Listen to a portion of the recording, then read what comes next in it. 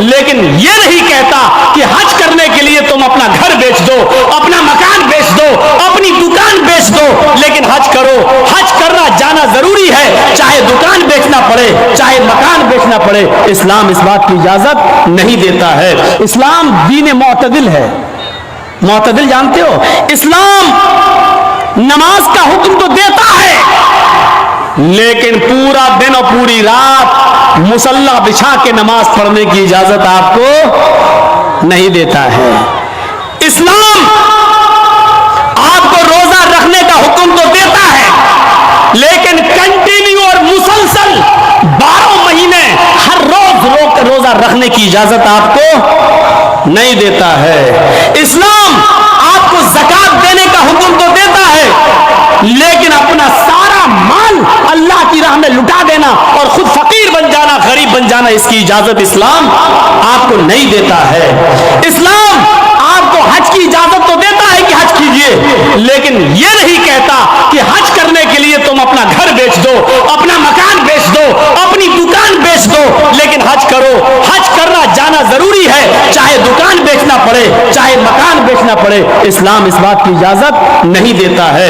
اسی طریقے سے اسلام نماز پڑھنے کا حکم دیتا ہے, لیکن عبادت بچوں کا حق مار کر, بیوی کا حق مار کر, کمانا دھمانا چھوڑ کر, محنت و مزدوری کرنا چھوڑ کر, مسجدوں میں, خانقاہوں میں, جنگلوں پر, مزاروں پر یا کسی جگہ بیٹھ کر اللہ اللہ کرنے کی اجازت یہ اسلام نہیں دیتا ہے. اسی لیے فرمایا فَإِذَا قُضِيَتِ الصَّلَاةُ فَانتَشِرُوا فِي الْأَرْضِ وَابْتَغُوا مِنْ فَضْلِ اللَّهِ.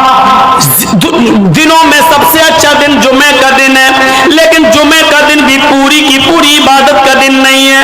سب سے اعلیٰ اور افضل دن جمعہ کا ہے, لیکن جمعہ کا دن بھی پورا کا پورا صبح سے شام تک اللہ کی عبادت میں نہیں لگا سکتے ہو. جب جمعے کی نماز پڑھ لو, جب جمعے کی نماز پوری کر لی جائے, فانتشروا فی الارض, تو ہماری زمین میں پھیل جاؤ, وابتغوا من فضل اللہ, ہم نے جو رزق اتارا ہے اس کو تلاش کرو, محنت کرو, مزدوری کرو, رکشہ چلاؤ, دکان پہ بیٹھو, حلال روزی جو ہم نے اتاری ہے اس کو کماؤ, اور اپنے بیوی بچوں کو کھلاؤ. جمعہ کا دن سب سے بڑا دن, جمعہ کا دن سب سے افضل دن, جمعہ کا دن سید الایام, تمام دنوں میں سب سے بہتر, تمام دنوں کا سردار ہے جمعہ کا دن. لیکن اس کے باوجود اللہ کے رسول نے پورا کا پورا دن عبادت کا نہیں رکھا ہے. اور کیا فرمایا, جب جمعے کی نماز ہو جائے, جمعہ پڑھ لو تو اب نکلو مسجد سے, اب مسجد میں مت بیٹھو. سبحان اللہ الحمدللہ کا وظیفہ نہیں, تمہاری بیوی ہے, تمہارے بچے ہیں, ان کے لیے محنت کرو, کماؤ, رکشہ چلاؤ, محنت کرو, مزدوری کرو, اور شام تک محنت مزدوری کر کے کما کر لاؤ اور اپنی بیوی بچوں کو کھلاؤ. یہ بھی عبادت ہے. میرے پیارے ساتھیوں, اسلام نے آپ کو صرف اللہ اللہ کرنے کے لیے نہیں بھیجا.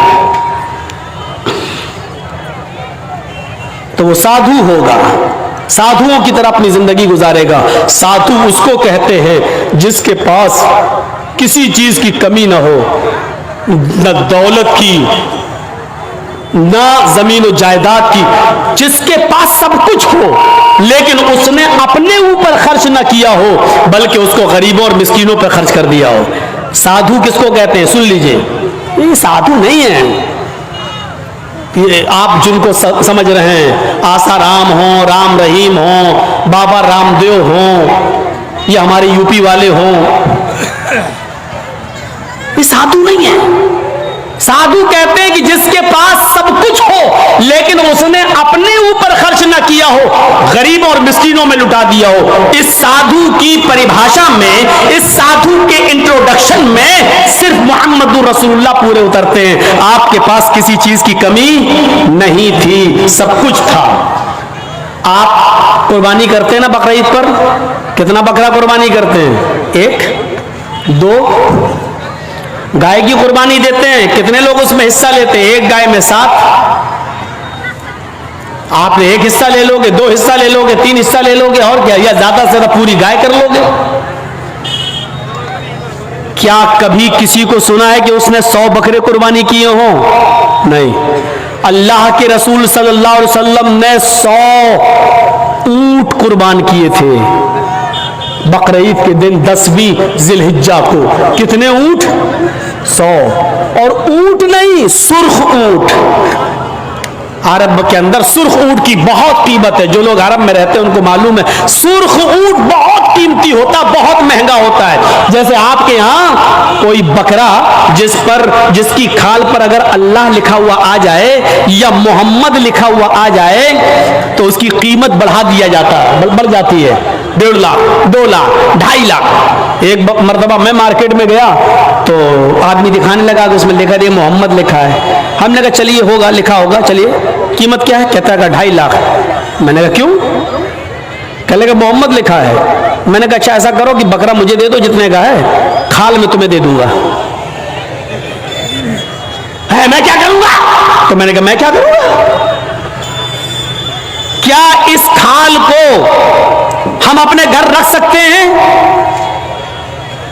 इस पर भी गरीब का हक है। क्या बकरे को ज़िबा करने के बाद ये खाल हमारी 2 लाख में बिकेगी, 1.5 लाख में बिकेगी? कहता वो मैं नहीं जानता हूं, मोहम्मद लिखा है, 2.5 लाख का बकरा है। मैंने कहा मैं कह तो रहा हूं कि खाल तू बेच देना जितने की बिके, बकरा 10,000 में हमें दे दे, 12,000 में हमें दे दे। कहने लगा जाइए मौलाना साहब आप हमारा रेट क्यों कर रहे हो?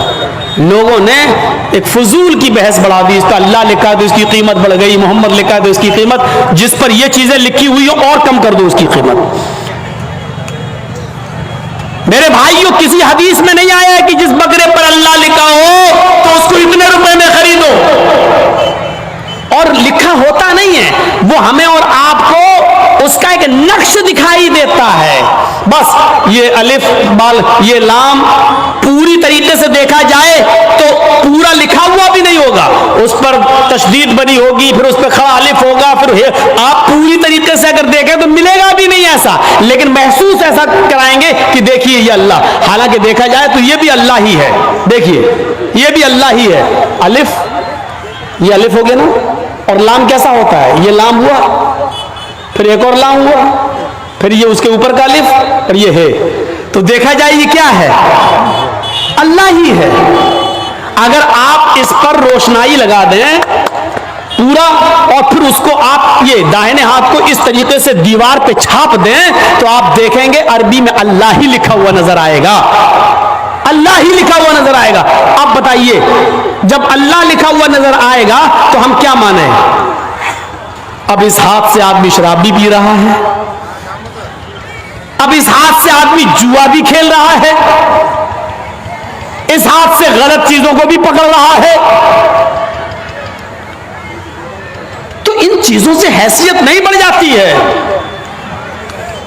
साधुओं की तरह अल्लाह के रसूल के पास सब कुछ था, लेकिन कोई चीज आपने अपने ऊपर खर्च नहीं की।